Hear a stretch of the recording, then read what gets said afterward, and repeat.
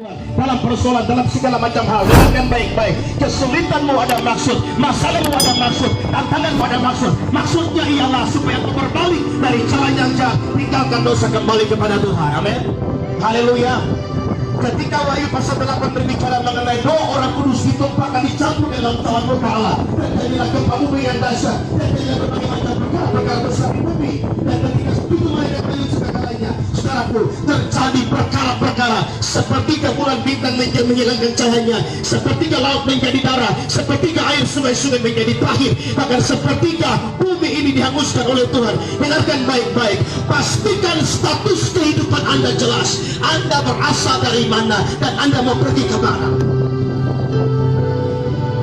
Jadi pasal-pasal yang ketiga ayat yang ke-20 kita bilang begini, saudaraku. Jadi pasal yang ketiga ayat ke-20 kita bilang begini, karena kewargaan kita adalah di dalam surga. Dan dari situ juga kita menantikan Tuhan Yesus Kristus sebagai juru selamat yang akan mengubah tubuh kita yang hina ini sehingga serupa dengan tubuh kita yang mulia, menurut kuasanya yang dapat menaklukkan segala sesuatu kepada diri. Dengar sekali lagi, kita berkata begini, karena kewargaan kita adalah di dalam surga. Dengar baik-baik, bukan mau masuk surga, tapi di dalam surga. Karena kewargaan kita bukan mau masuk surga, tapi di dalam surga. Kenapa? Karena yang doa masuk surga bukan orang yang dari bumi, tapi orang yang dari surga. Namanya siapa? Yesus. Tepuk tangan buat nama itu. Yang berasal dari surga, yang bisa berbicara tentang surga. Yang berasal dari Jakarta bisa bicara tentang Jakarta. Yang berasal dari Sentani bisa bicara tentang Sentani. Anda salah kalau Anda panggil orang yang berasal dari Jawa akan bicara tentang Papua. Dan orang Papua yang tahu persis bagaimana kehidupan mereka, bagaimana nasib mereka, bagaimana masalah mereka. Anda salah kalau Anda panggil orang Jakarta bicara mengenai Papua. Anda salah kalau Anda bicara mengenai surga, dan orang yang tidak berasal dari surga bicara tentang surga. Hanya Yesus yang berasal dari surga yang tahu tentang rahasia keselamatan. Hanya Yesus yang bisa membangkang untuk melihat janji-janji Allah, mujizat-mujizat yang besar. Karena kewargaan kita bukan dari dunia ini, tapi berasal dari surga. Kalau kau berasal dari surga, berarti ada 3 materai dalam dirimu. Yang pertama, Yohanes pasal 1 ayat 12, tetapi semua orang yang menerimanya diberikan kuasa untuk menjadi anak-anak Allah. Roma 8 ayat 17 pasal kita berkata, dan jika kamu adalah anak, maka kamu juga adalah ahli waris. Maksudnya orang-orang yang berhak menerima janji Allah. Amin. Amin. Amin. Haleluya. Haleluya. Haleluya, haleluya, haleluya, haleluya, haleluya. Batulah engkau punya Yesus, engkau punya kepastian. Batulah engkau punya Injil, engkau punya kepastian. Sebab di bawah langit tidak ada nama lain yang olehnya manusia bisa selamat, hanya di dalam nama Isa Al-Masih, Yesus Kristus, Tuhan dan Juru Selamat. Tepuk tangan yang paling meriah buat nama ini. Tidak ada manusia yang lain dari Roh Kudus, hanya Yesus yang lain dari Roh Kudus. Sebuah manusia tertutup berdosa kehilangan kemuliaan Allah, tapi hanya satu pribadi yang lahir dari Roh, karena dia berasal dari surga. Namanya Yesus. Anda tidak salah, Anda sudah benar. Anda tidak salah, Anda sudah tepat. Pilih pribadi itu menjadi juru selamat dalam kehidupan. Karena keluarga kita bukan berasal dari dunia ini. Memang Anda masih hidup dalam dunia, memang Anda masih hidup dalam tantangan, memang Anda masih hidup dalam masalah. Tapi ingat, engkau harus renungkan kembali bahwa status keluargaanmu bukan dari dunia, tapi dari surga. Yang pertama ialah Yesus Kristus itu dia menjadi juru selamat secara pribadi. Kalau Yesus Kristus menjadi juru selamat dalam pribadi, berarti Alkitab berkata, tinggal di dalam aku dan firman-Ku tinggal di dalam kamu. Minta apa saja, kamu akan menerimanya. Kalau firman tinggal di dalam engkau, maka janji Allah tinggal di dalam engkau. Kalau firman tinggal dalam engkau, berarti Allah tinggal dalam engkau. Kalau firman tinggal dalam engkau, berarti kesembuhan tinggal di dalam engkau. Kalau firman tinggal dalam engkau, berarti mujizat tinggal di dalam engkau. Kalau firman tinggal dalam engkau, maka segala berkat yang berasal dari surga yang Allah simpan pada stok kerajaan Allah akan dilimpahkan dalam kehidupanmu. Doamu akan dijawab, doamu akan didengar, doamu akan didengar oleh Tuhan. Dengan doamu akan dijawab oleh Tuhan. Sakit penyakitmu akan disembuhkan oleh Tuhan. Masalahmu akan diselesaikan oleh Tuhan. Persoalanmu apapun tantangan itu, dengar, Yesus menanggung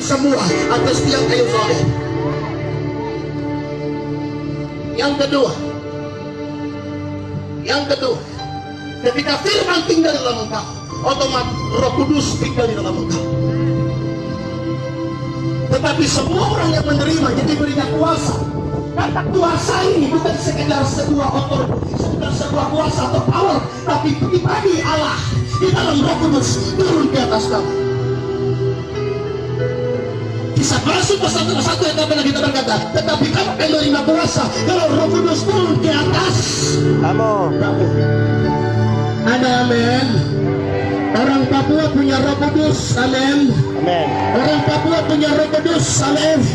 Waktu engkau punya masalah beban yang paling berat, engkau tidak sanggup untuk berdoa, Roma 8:26 kita berkata, Roh Kudus berdoa untuk anda dan saya. Tepuk tangan lagi.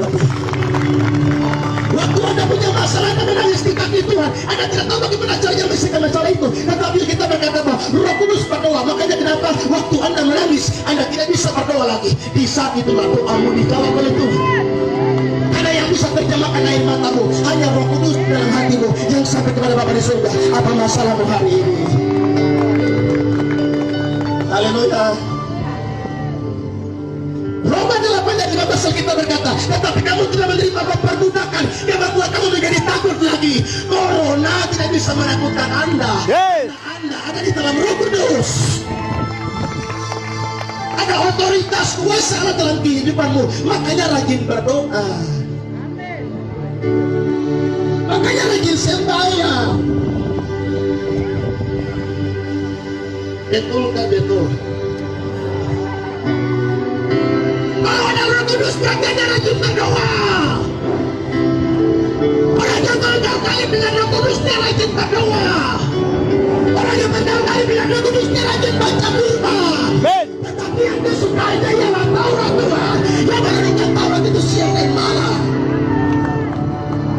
Orang Papua hari Minggu pegang Alkitab, hari Senin dibuang Alkitab, hari Sabtu buang Alkitab, nanti hari Minggu baru pegang Alkitab pulang. Bagaimana Tuhan bisa menolong anda dalam setiap hal? Kalau anda jadikan Tuhan seperti bengkel, dan motor investor, anda pergi cari bengkel. Tuhan itu bukan tempat permainan kita, tapi tempat perlindungan kita.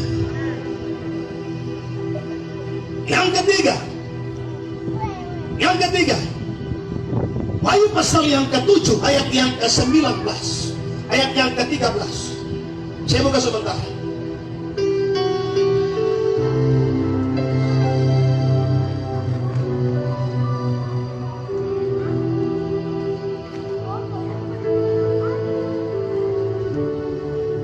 Wahyu pasal yang ke-7 ayat yang ke-13.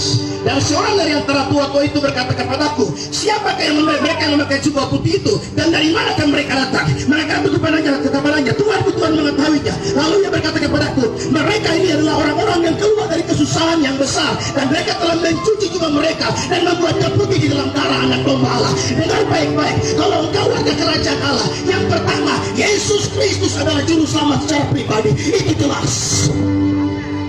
Yang kedua, firman Allah tinggal di dalam engkau. Yang ketiga, Roh Kudusnya Allah tinggal di dalam engkau. Yang keempat, darah Yesus termeterai atas kehidupanmu sempurna. Kalau 3 meterai ini tersimpan karena engkau menerima Kristus sebagai Tuhan dan Juru Selamat, otomatis corona tidak bisa tembus tubuh. Amin.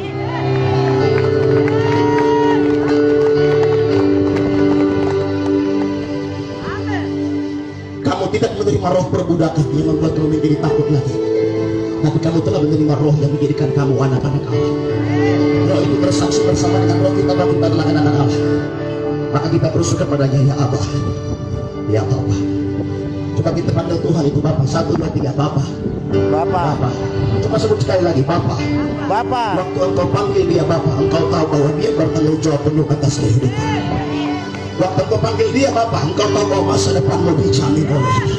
Waktu engkau panggil dia Bapa, dia punya hak penuh untuk mengatur segala langkah-langkah kehidupan. Tuhan menetapkan langkah-langkah orang yang hidupnya berkenan kepadanya. Ketika dia jatuh, tidak bisa berkata kenapa.